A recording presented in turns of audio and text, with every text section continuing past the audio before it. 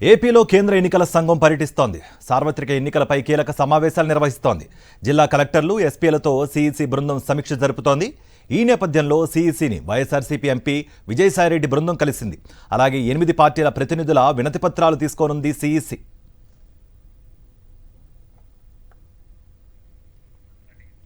Duplicates ఓట్లను అడ్డుకోవాలని CEC ఫిర్యాదు చేసినట్టుగా వైఎస్ఆర్సీపీ ఎంపీ విజయసాయిరెడ్డి అన్నారు. ఏపీ అసెంబ్లీ ఎన్నికల్లో డూప్లికేట్ ఓట్లను వేయించాలనే లక్ష్యంతో టీడీపీ ప్రత్యేక డ్రైవ్ను కొనసాగిస్తున్న విషయాన్ని కూడా ఎన్నికల అధికారులకు తెలిపామన్నారు. విజయవాడలో సీఈసీ అధికారులతో వైఎస్ఆర్సీపీ ఎంపీలు విజయసాయిరెడ్డి, మార్గాని భరత్ భేటీ అయ్యారు.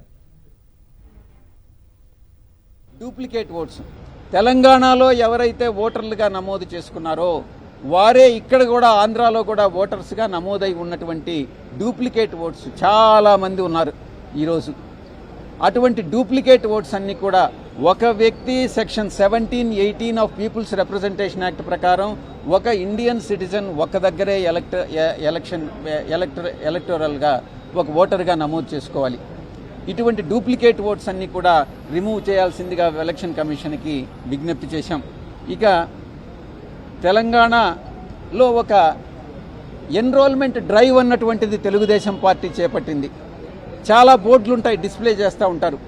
మీరందరూ రాండి, తెలంగాణలో ఎలక్షన్స్ అయిపోయి ఆంధ్రాలో ఎలక్షన్స్ జరుగుతాయి, ఇక్కడ ఉండేటటువంటి వాళ్ళందరూ కూడా ఆంధ్రాలో ఎన్రోల్ చేసుకోండి, ఓటర్స్గా ఎన్రోల్ చేసుకోండి అని చాలా డిస్ప్లే బోర్డ్స్, షాప్స్ అన్నీ కూడా ఓపెన్ చేయడం జరిగింది.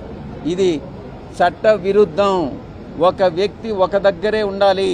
ఒకవేళ అలా చేయాలని అంటే తెలంగాణలో ఓటర్ లిస్టులో నుంచి డిలీట్ చేసిన తర్వాతనే ఆంధ్రాలో ఓటర్గా నమోదు చేసుకోవాలి. ఇలాంటి చర్యల్ని అరికట్టమని చెప్పి మేము ఎలక్షన్ కమిషన్కి విజ్ఞప్తి చేశాం. ఏపీ ముఖ్యమంత్రి వైఎస్ జగన్పై అనుచిత వ్యాఖ్యలు చేస్తున్న టీడీపీ అధినేత చంద్రబాబు, యువనేత లోకేష్పై చర్యలు తీసుకోవాలని సీఈసీని కోరినట్లుగా వైఎస్ఆర్సీపీ ఎంపీ విజయసాయిరెడ్డి తెలిపారు. రెడ్ బుక్ పేరుతో అధికారులను భయభ్రాంతులకు గురి చేస్తున్నాడన్న విషయాన్ని ఎన్నికల అధికారుల దృష్టికి తీసుకువెళ్లామన్నారు. విజయవాడలో సీఈసీ అధికారులతో వైఎస్ఆర్సీపీ ఎంపీలు విజయసాయిరెడ్డి, మార్గాని భరత్ భేటీ అయ్యారు. చంద్రబాబు నాయుడు, నారా లోకేష్, మిగతా తెలుగుదేశం పార్టీ లీడర్స్ వీళ్ళందరూ కూడా వైఎస్ఆర్ కాంగ్రెస్ పార్టీ పైన, గౌరవ ముఖ్యమంత్రి శ్రీ జగన్మోహన్ రెడ్డి గారి పైన అసభ్యకరమైనటువంటి పదజాలం వాడుతూ, అది యువగళం పేరుతో నారా లోకేష్ చేస్తున్నటువంటి పాదయాత్ర కావచ్చు, చంద్రబాబు నాయుడు పెట్టేటటువంటి సభలు కావచ్చు, ప్రతి దగ్గర కూడా అసభ్యకరమైనటువంటి పదజాలాన్ని వాడడం మేము ఎలక్షన్ కమిషన్ దృష్టికి తీసుకొచ్చాం.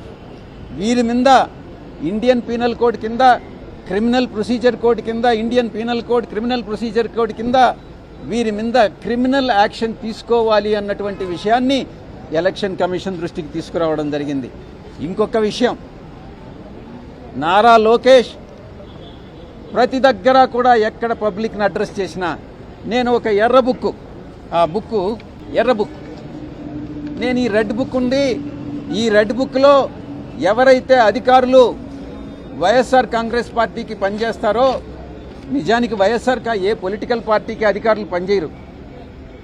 అధికారులు ఎప్పుడు కూడా బ్యాలెన్స్డ్గానే ఉంటారు. ఎవరైతే తెలుగుదేశం పార్టీకి వ్యతిరేకంగా పనిచేస్తారో, ఇవన్నీ ఆరోపణలు, వారందరినీ కూడా నేను ఈ బుక్లో వారి పేర్లు నోట్ చేసుకుంటున్నాను.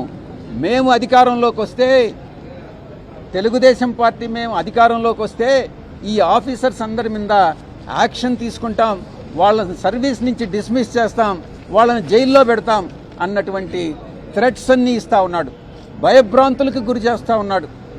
వీరి మీద, నారా లోకేష్ మీద, నారా చంద్రబాబు నాయుడు మీద తగిన చర్యలు తీసుకోవాలి అన్నటువంటి విషయాన్ని ఎలక్షన్ కమిషన్ దృష్టికి తీసుకురావడం జరిగింది.